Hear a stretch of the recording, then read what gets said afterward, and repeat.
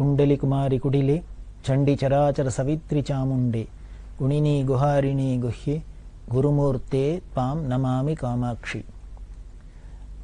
மூக பஞ்சசதியில் மூகர்ஸ்வரர் காமாட்சி வேற இல்லை, குரு வேற இல்லை அப்படிங்கிற. காமாட்சியை தான் எப்படி உபாசிச்சேன்னு பார்த்தேன் அப்படின்னா குருமூர்த்தே பாம் நமாமி காமாட்சி அப்படிங்கிற.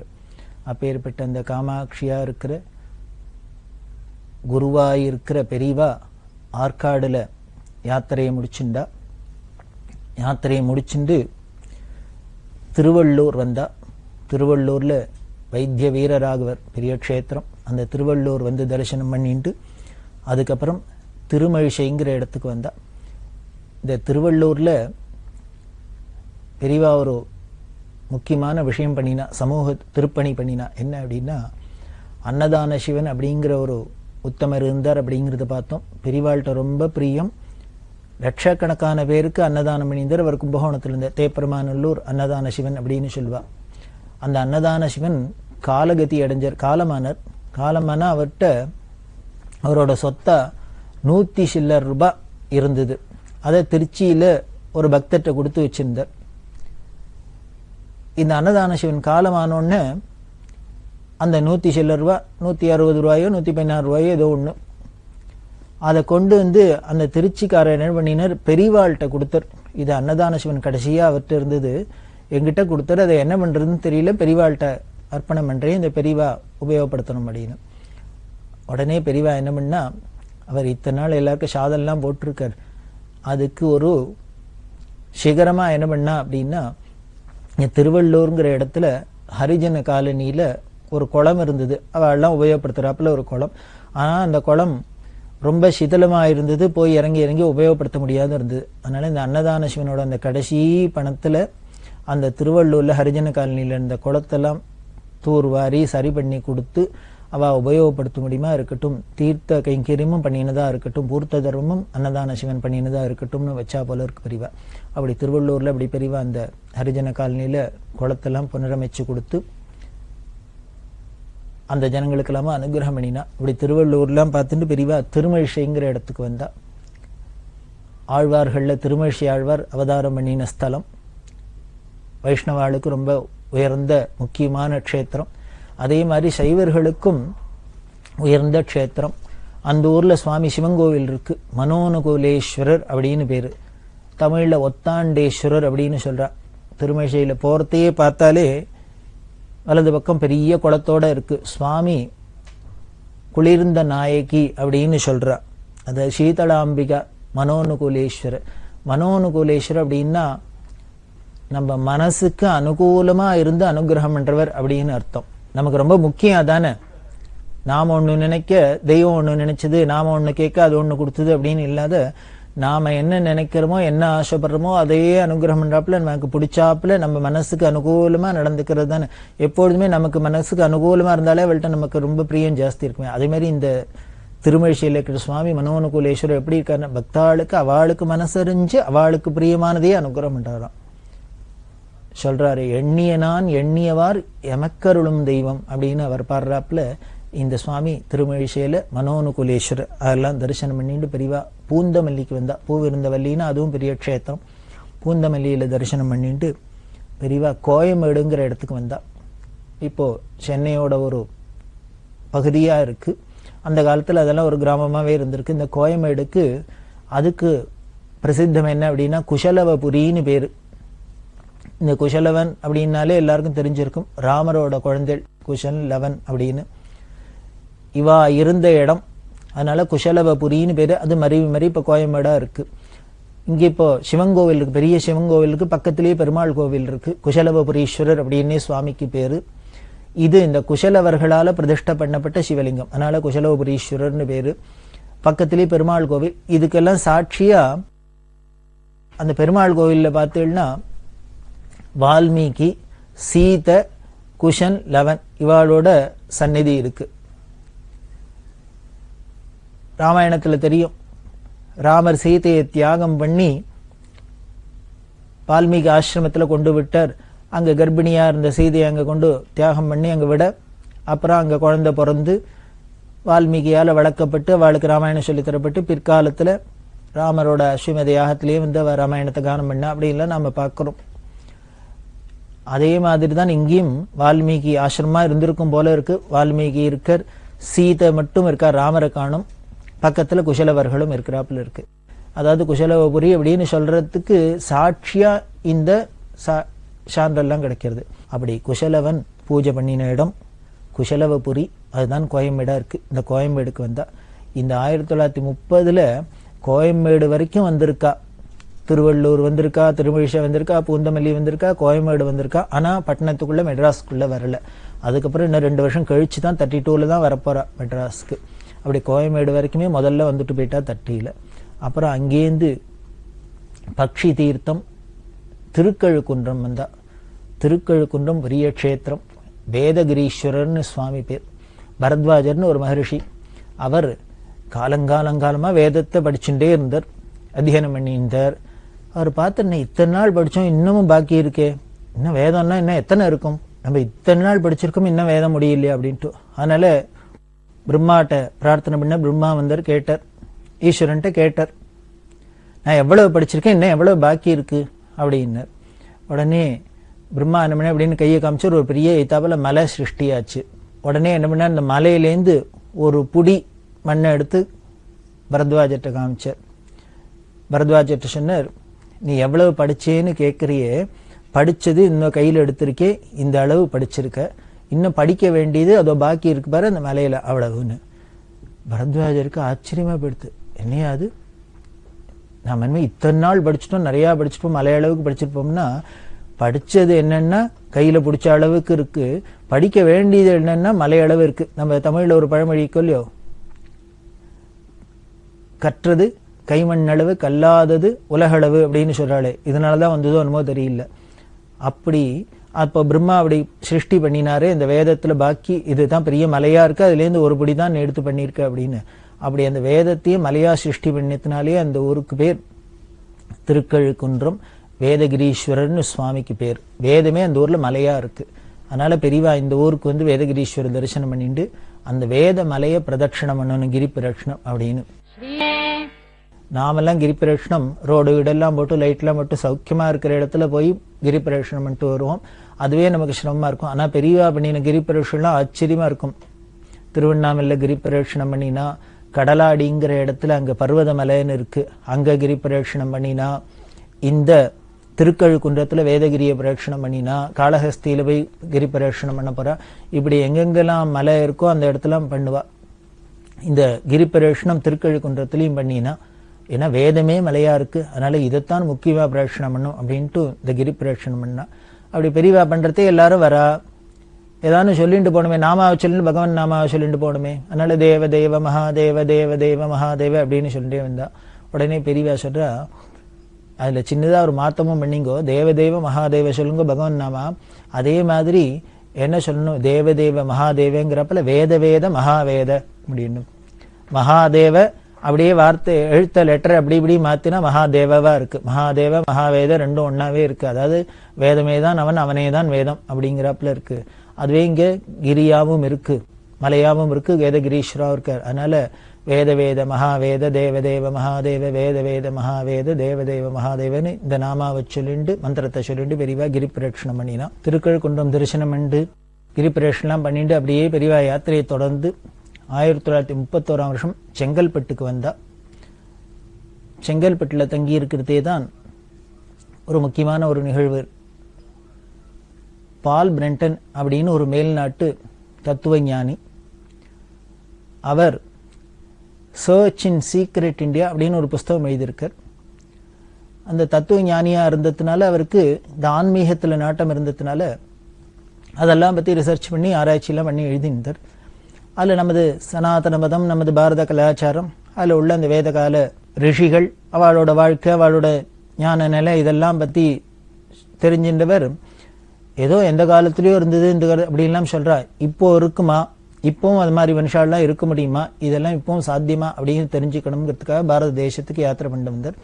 வந்து இந்த தெய்வீக பூமியில பல பேர் யாத்திரை பண்ணி பல ஊருக்கு போய் பல மகான்கள்லாம் பேட்டி கண்டு எல்லாம் பண்ணிட்டு வரத்தே, இந்த தட்சிண தேசத்துக்கு தென்னிந்தியாவுக்கு வரத்தே KS வெங்கட்ரமணி அப்படிங்கிற ஒரு பெரிய ஸ்காலர், அவரோட அறிமுகம் ஏற்பட்டு அவர் பால் பிரென்டன்ட்ட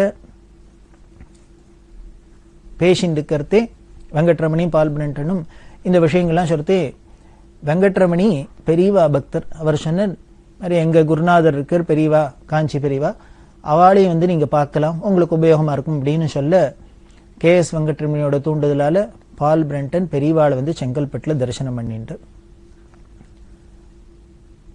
ஆனா வெங்கட்ரமணி சொன்னார், ஒரு வெள்ளக்காரெல்லாம் பெரியவா இது வரைக்கும் பார்த்தாளா, அவளுக்கு தனியா இன்டர்வியூ கொடுப்பாளா, பேட்டி கொடுப்பாளா எனக்கு தெரியாது, நான் போய் பெரியவாள்கிட்ட கேட்டுன்னு வரேன், அவள் உத்தரவு பண்ணா உங்களை அழிச்சுன்னு போறேன் அப்படின்னு பெரியவாள்கிட்ட கேட்டு அழிச்சுன்னு வரனா, அதனால பெரியவாள்கிட்ட தரிசனம் பண்ணிட்டார். பால் பிரென்டன் பெரியவாளை பார்த்தோன்னே ஒரு வசீகரம், அந்த அகத்தழகு முகத்துல அப்படின்னு சொல்லுவாளே, அந்த உள்ளுக்குள்ள அப்படியே ஆனந்தமயமா இருக்கிறவா, சாந்தமா இருக்கிறவாளை பார்த்தாலே தெரியும். நம்ம கோயில விக்கிரகங்கள்லாம் பார்க்கிறவே சிரிச்ச முகமா ஸ்மைலிங் ஃபேஸா இருக்கே, அப்படி பெரியவாளை பார்த்தோன்னே இவருக்கு தெரிஞ்சது அந்த உள்ள அனுபவம். பெரியவாள்கிட்ட நமஸ்காரம் பண்ணார். அவர் கொண்டு எல்லாத்தையும் சமர்ப்பணம் எல்லாம் பண்ணிவிட்டு முதல்ல சொன்னார், எனக்காக பெரியவா டைம் ஒதுக்கி என்னோட பேசுறதுக்கு ஒத்துண்டதே எனக்கு பெரிய பாக்கியம், அதனால அதுக்கு நன்றி சொல்றேன் அப்படின்லாம் சொல்லிவிட்டு பேச்சு விஷயம்லாம் ஆரம்பிச்சுது. அப்படி ஆரம்பிக்கிறதே பால் பிரென்டன் பெரியவாள்கிட்ட கேட்டார், உலகத்தோட எதிர்காலத்தை பத்தி கேட்டார். ஏன்னா உலகம் போற போக்க பார்த்தா பயமா இருக்கு, எல்லாருக்கும் ஒரு கோபமும் இந்த தீவிரவாதம்லாம்.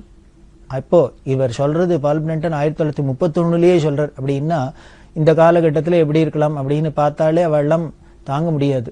எல்லாருக்கும் கோபதாபங்கள்லாம் ஜாஸ்தியா இருக்கு, எல்லாரும் கண்டதே காட்சி கொண்டதே கோலம்லாம் போறா, இதெல்லாம் இப்படி எல்லாம் இருக்கு.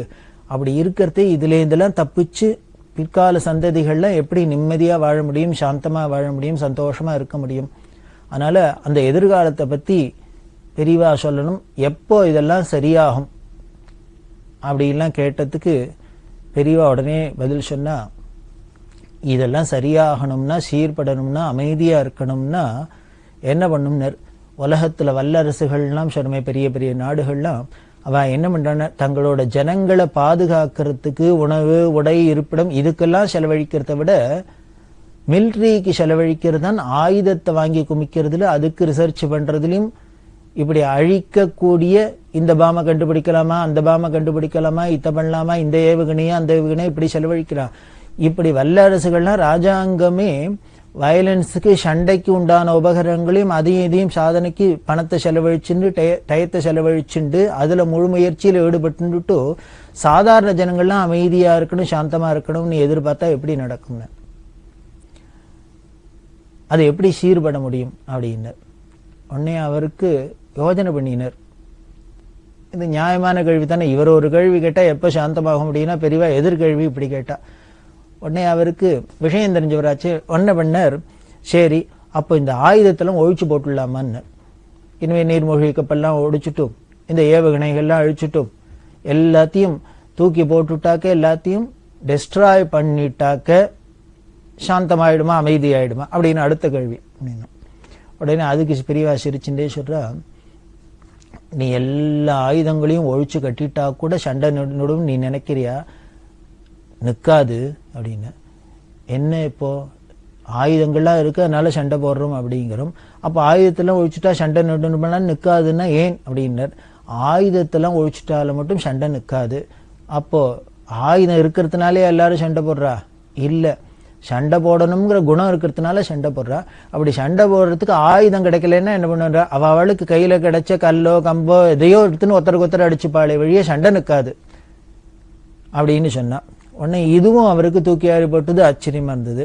அப்ப என்ன பண்ணலான்னார், ஒரே வழி அப்படின்னார், ஆன்மீகம் ஒண்ணுதான் ஒரே வழி.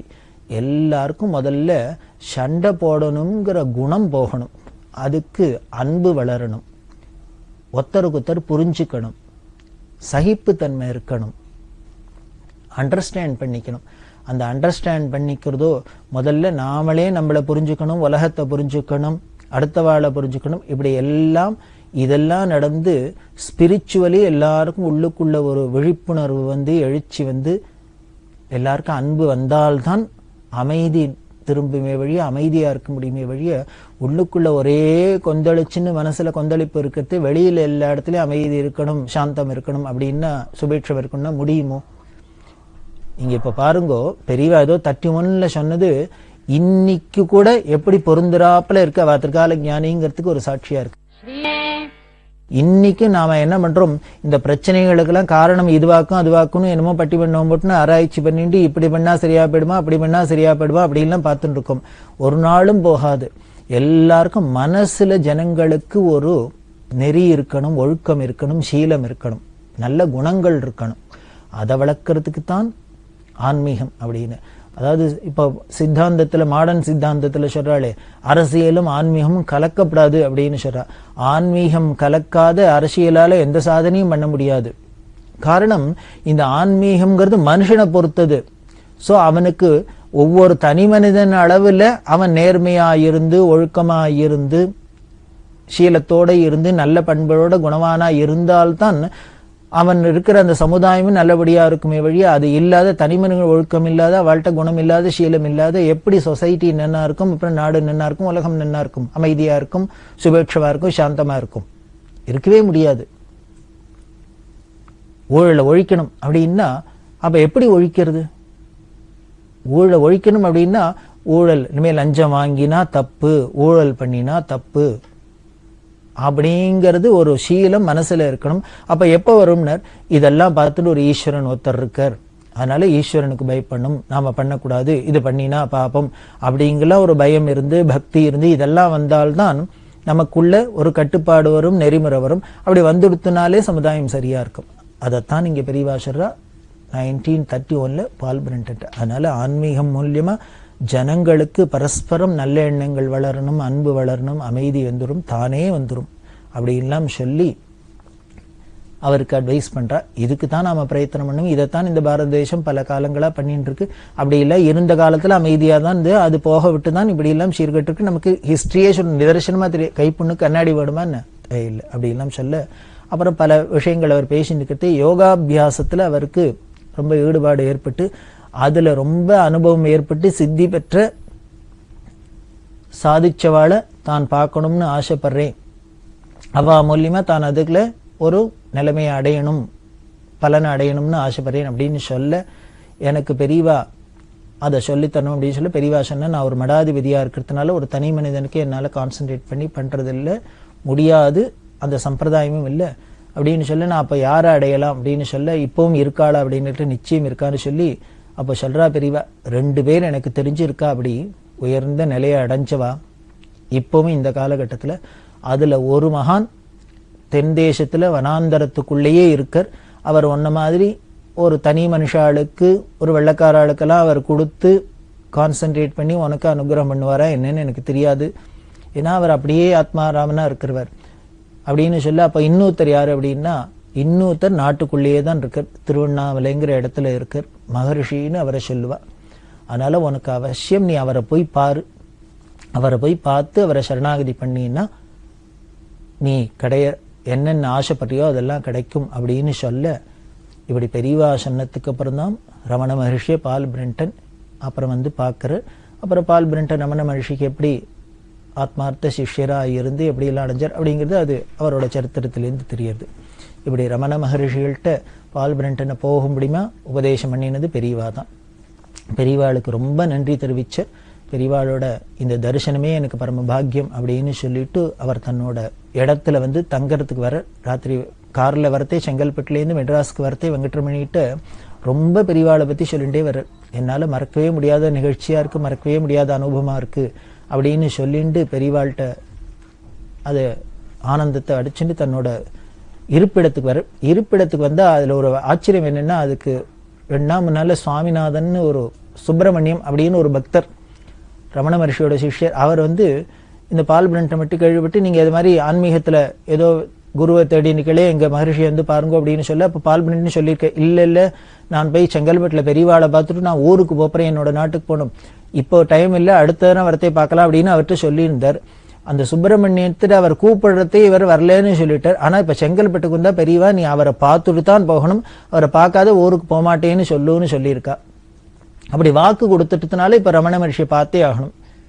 இப்ப வரத்தே சொன்னேன், இந்த சுப்பிரமணியம் தான் நீ கூப்பிட்டு நான் வேண்டான்னு சொன்னேன், ஆனா பெரியவாள இப்ப அவரை பார்த்துட்டு போங்கிற மகர்ஷிய, இப்ப சுப்பிரமணியத்தை எப்படி தேடுறதுன்னு தெரியல அப்படின்னு சொல்லிட்டு தன்னோட விடுதிக்கு வந்தா சுப்பிரமணியம் அங்க உட்கார்ந்துட்டு இருக்க. பால் பெண்டனுங்க ஆச்சரியமா இருக்கு. அதான் ஈஸ்வர சங்கல்பம், நியதி அப்படிங்கிறது. உடனே உங்க குருவை தானே மகரிஷின்னு சொல்ல, ஆமாம் அப்படின்னு. சரி, என்னோட ப்ரோக்ராம்லாம் மாத்தினுட்டு மகரிஷியை போய் பார்த்துட்டு நாளைக்கு ஏற்பாடு பண்ணி திருவண்ணாமலைக்கு போறோம், ரமண மகரிஷியை பார்த்துட்டு நான் அப்புறம் ஊருக்கு போறேன் அப்படின்னா சுப்பிரமணியத்துக்கு சந்தோஷம்.